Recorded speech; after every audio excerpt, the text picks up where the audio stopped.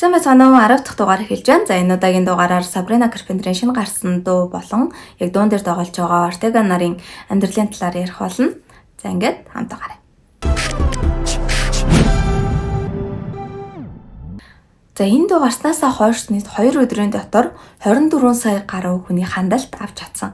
Яагаад ийм сошиалор дүүрэн яг энэ дуу яваад энэ клип нь яваад байгаа вэ гэхээр алтартай киноны хэсгээс аваад клипэнд шигтэж өгсөн. За тухайлбал 1992 онд гарч ирсэн Dead Becomes Her болон Kill Bill Volume 1 гэх мэтчлэн ер нь классик төрлийн жоохон аимшигын дуу классик төрлийн киноны яг гол онцлог хэсгийг оруулж ирсэн.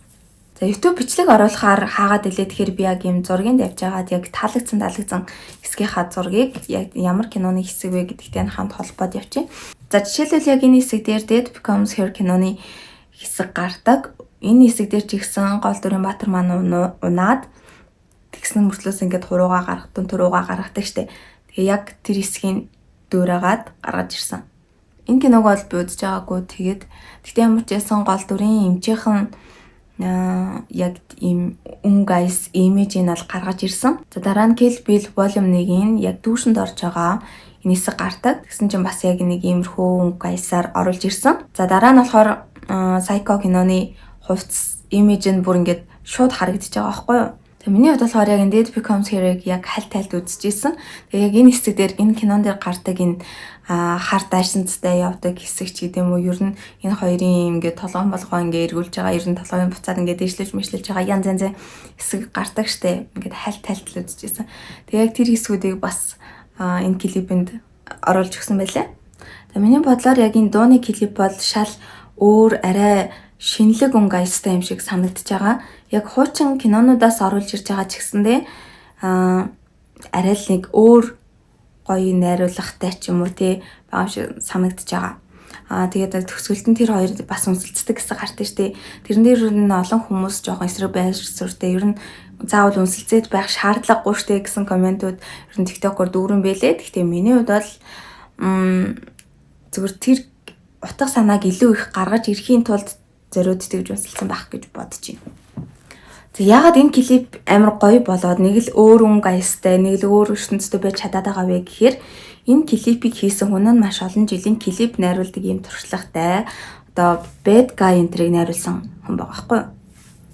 За тэгээ олон хүнд хамгийн их таалагдж байгаа зүйл нь яг энэ клипэн дээр сүүлийн үед бас ирчээ яваад байгаа Jenna Ortega гэдэг жүжигчин маань тоглосон. Тэгээд энэ жүжигчнийг таад бас Wednesday киногаар амар сайн мэдэх байхаа. Тэгээд яг энэ жүжигчин маань ер нь бас яаж яваад энэ хүртэл ирж байна вэ гэхээр ер нь түүхээс нь баг зэрэг ярил 2002 онд төрсэн Мексик гаралтай эхээсээ зургуулаа тэгээд олуулаа гэсэн үг шүү дээ. Тэгтээ ер нь ингээ гэр бүл дотроо хамгийн өөр араш шашинтай байсан гэж байгаа байхгүй юу. Тэгвэл ер нь маш нээлттэй байсан. Тэгээ боломж гарвал ингээл дуулаал эсвэл бүжиглээл ер нь урлагийн авьяастай гэр бүл дотроо ганцаараа бүр амар нээлттэй болж игэл хүн амтан дээр очиод ингээл яриад идэг иймэрхүү төрлийн ааштай хөвгтэйсэн байлээ. Тэгээд ээж нэг өдөр ингээл ээжтэй өдөр болгон би жүжиглэмээр жүжигчин болмоор ингээл хэлээд байсан байна л да. Гэсэн чи ээж нэг өдөр ингээд номны нэг хэсэг Ортегад чийжлүүлээд тэгээд ер нь энэ бол амархан биш ээ гэдгийг ээж нь охиндоо нотлохын тулд 6 настай охиндоо нотлохын тулд чийжлүүлээд тэгээд ингээд бичлэг хийсэн байгаа байхгүй юу. Тэгээ нөхцөл байдал бүр шал өөрөөр эргээд Ортегад бүр харин ч таалагдаад тэнгуүтээ шүлгээ бүр амар сайн жийжилсэн. Одоо тэр мөртүүдийг аягүй сайн жийжилсэн. Тэнгуүтээ ээжээсээ та наанг одоо утсан дээр бичээд тэгээ бүр сошиал тавиад өгөө гэд гуйж исэн байгаа байхгүй юу. Одоо 6 настай тийм хүүхэд. Тэгээ ээжээсээ хоёр дахь гуйгаа жүжиглээд утсан дээр нь бичүүлээд сошиалд одоо яг тэр үед бол Facebook гэд тавьсан гэж байгаа байхгүй юу. Тэгсэн чинь ээжийнх нь багын найз дотор одоо ийм шалгаруулдаг компани захирал хүн байсан байна л да. Шалгаруулдаг хүн дээр очиод энэ охиныг хараач гэд ингээд анхаарлыг татсан гэдэг. За тэгээд тэр хамгийн анх 9 настайдаа шүдний имоны рекламад тоглосон. Тэгээд дараа нь Макдоналдсын рекламанд тоглосон. За тэгээд 2012 оноос кино урлагтгүүл тавьсан. Ихтэй Rob болон CSI кинонд тоглосон. Iron Man 3 дээр ерөнхийлөгчийн охины дүр тоглосон бас айгүй олон найруулагчдын анхаарлыг татсан. За 2014 онд энэ кинон дээр тоглосон. Энэ нь бүр маш алдар нэрт хүрэхэд нэлээд их тусалсан. Тэгээд нийтдээ 2018 он хүртэл энэ киноны 30 ийм сериалуудад тоглосон байгаа хгүй. Тэгээд 2016 онд түүнийг Disney-с урьсан. Тэгээд Харлийн амьдрал гэдэг ийм кинонд тоглуулад тэгээд ерөнхийдөө анх яг энэ найруулагчд нь ийм шар устай охин авч тоглуулъя, сонгон шалгарч тоглуулъя гэжсэн боловч бүр Ортега бүр амар сайн жүжиглээдсэн болохоор Ортегаг авсан юм байлээ. За ингээд Disney-д ороод бүр амар ачаалтай тийм завгүй байсан учраас 8 дугаар ангиасаа их сургуулаа орхисон юм байлээ. За 2018 он гэд Ортега бас жоохон өсвөр насных болж ирсэн учраас ер нь Disney-гээс гарыг тэгээд цаашлаад арай жоохон өөр жанраар тоглож үзьегээд Netflix-ийн олон ангиас юу гэдэг кинонд бол тоглосон. Тэгээд энэчээ тоглохдоо бас нэг өөр өнгө айсыг аягүй сайн гаргаж ирснээс гадна яг өөрөө дотроо би ерөөхдөө нэг юм жоохон аимшигын ч юм уу жоохон dark төрлийн кинонд дуртай байх юм байна. Би ер нь иймэрхүү төрлийн кино жүжиглэхдээ дуртай байх юм байна гэдгийг амар мэдэрч эхэлсэн гэж хэлээ л дээ.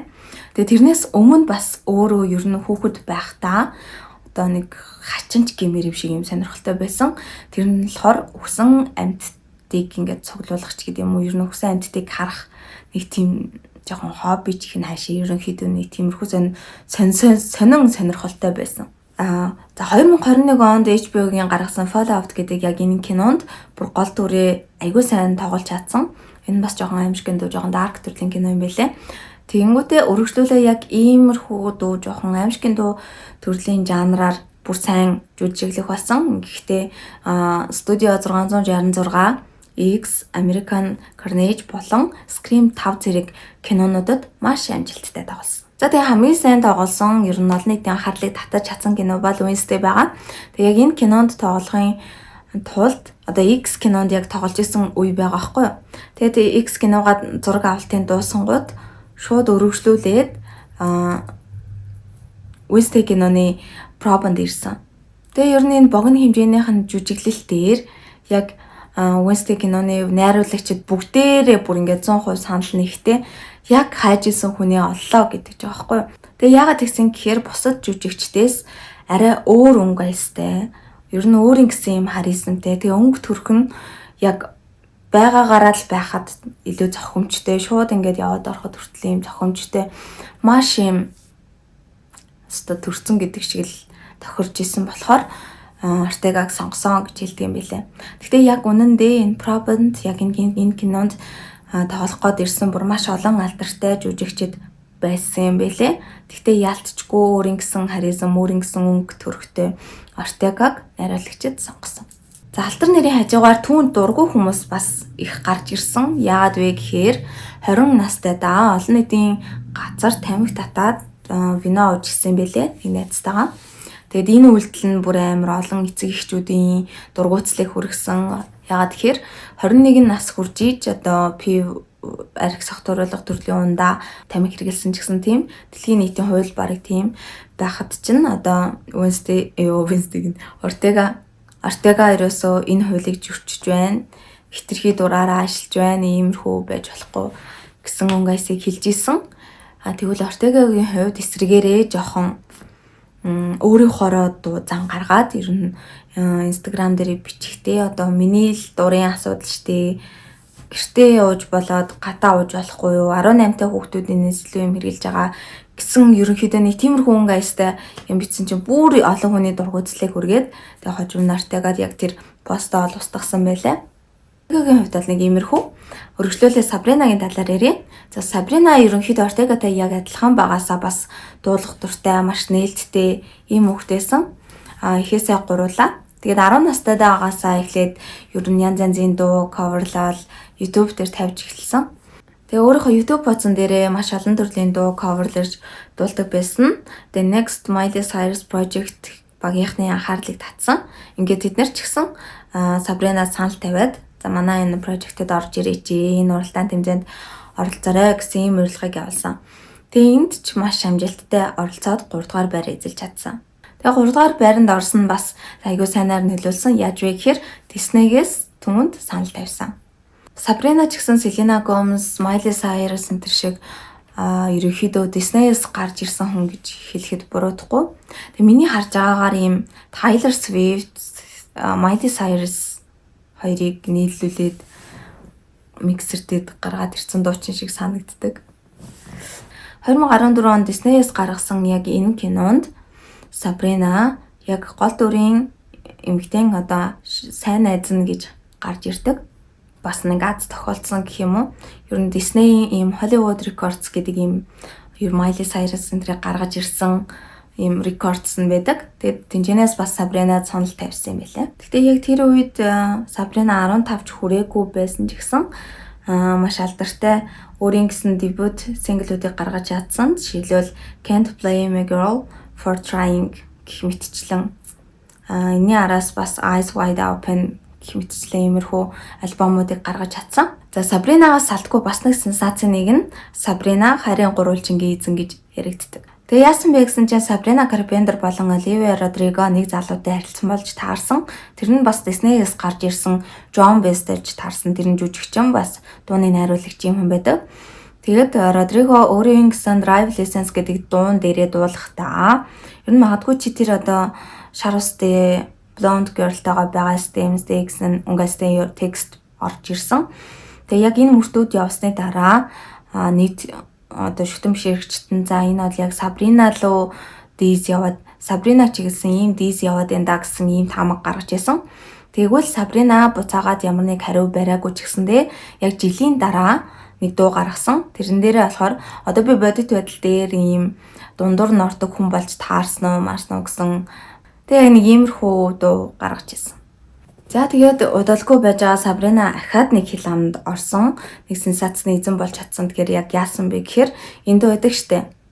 Яг энэ дуун дээр өмссөн байгаа энэ хувтаас энэ хар палаж, энэ торон энэ нөмрөг, энэ толгойн ийм нөмрөг нь ер нь бол олон хүнд таалагдаагүй. За тэр тусмаа ийм шашин шүтлэгтэй, католик шашин шүтлэгтэй хүмүүст бол таалагдаагүй. Тэгээ католик сүмийнх нь дэргүүн хэлж байгаа байхгүй юу? Манай соёл заншлыг гутаасан ийм үйл явдал болж байна. Энэ дээр ингэж уучлалт гуйх хэрэгтэй, энийг ер нь хаах хэрэгтэй гэсэн юм хэлсэн. Тэгсэн чинь Sabrina бүр шал эсрэгээрээ ерөөхдөө бараг Иесусээс зөвшөөрөл авцсан байх чам гэсэн унгасаар юм бичсэн баггүй юу. Тэнгүүтээ энэ ч болов юу өмсөх нь бол бараг миний дур шүү гэсэн сошиал хуудасаараа дамжуулан постлсон байлаа. За ингээд хайрын гурвалжны асуудлаас болохоор яаж гарсан гэхээр дараа нь Grammy Awards болсон. Тэрэн дээр Sabrina Barrick-гантай ирсэн. За ингэснээр нөгөө гурвалжингийн асуудал арай намжиж чадсан. За бизнесийн салбарч гисэн Sabrina зүгээр суугаагүй өөрийн гэсэн брэндтэй болж чадсан. Энэ нь болохоор амны сүрчиг Cherry Baby гэдэг нэртэй. Тэгээ за Cherry Baby амны цацлага нь Zenjin үеийнхэнд зориулагдсан гэдгийг өөрөө онцолж ирсэн. Тэгээд хамгийн эхлээд гаргахдаа шоколадны амттай гаргаж ирсэн. Тэгээд сүүлд 2022 онд төрлөө нэмээд бүр маш олон төрлийн амны цацлагууд гаргаж ирсэн байлээ. Тэгээ энийг яг яаж захиалдیں۔ Гэхээр Scent Beauty гэдэг ийм вебсайт гэдэг юм билээ. Cherry Baby-г захиж болох юм байлээ. Миний хувьд бол захиж үзээгүй. Энэ клип цацагснаас хойш яагаад бүхэл бүтэн 3 өдрийн дараа бичиж байгаа вэ гэхээр эхний өдөр бичигсэн чинь би бүр амар завгүй, яг ажил дээрээ бүр битүү завгүй сууж байгаа таарсан. 2 дахь өдөр нь бичих гэсэн чинь миний ноутбук байгаагүй. 3 дахь өдөр нь бичих гэсэн чинь мик байгаагүй. Тэгэл за гэл бодож байгаа юм чинь. Гэтэ 3 дахь өдөр нь бичиж гин. Микгүй ч гэсэндээ ингээд яриад бичиж гин. Зарим нэг интершүү марсан байж магадгүй. Ямар ч байсан хамт ядагт маш их баярлалаа. Бичлэгээ таслах байхыг хичээх болно. Тэгээд subscribe мартав. Баярлалаа. Баяртай.